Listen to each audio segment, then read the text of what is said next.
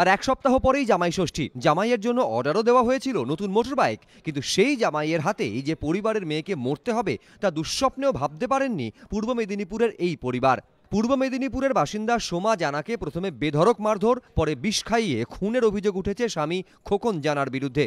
শুধু তাই নয়, আরও অভিযোগ, রবিবার রাতে আশঙ্কাজনক অবস্থায় কাঁথি মহকুমা হাসপাতালে স্ত্রীকে ভর্তি করে পালিয়ে যায় খোকন।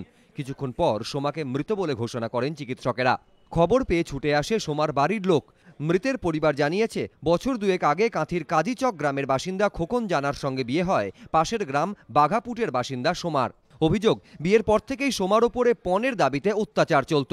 সোমাকে বেধড়ক মারধর করত খোকন। বাবা বাড়ি থেকে গিয়ে তাদেরকে বুঝিয়ে অনেকবার আলোচনা করে বুঝিয়ে অ্যাকসেপ্ট করে এসছে, তারপরেও এরকম মেরে এখানটায় দারু হাসপাতালে নিয়ে এসছে এবং দিয়ে আমাকে 12:30টার সময় ফোন করে যে বিষ খেয়েছে, তাড়াতাড়ি আসো। যখন এসে দেখি তারা ফেলে পালিয়ে গেছে, 10 মিনিট অবস্থায় ফেলে পালিয়ে গেছে। বিয়েতে তার দাবি ছিল না, তবু যা দেওয়ার কথা অনেক কিছু দেওয়া হয়েছে।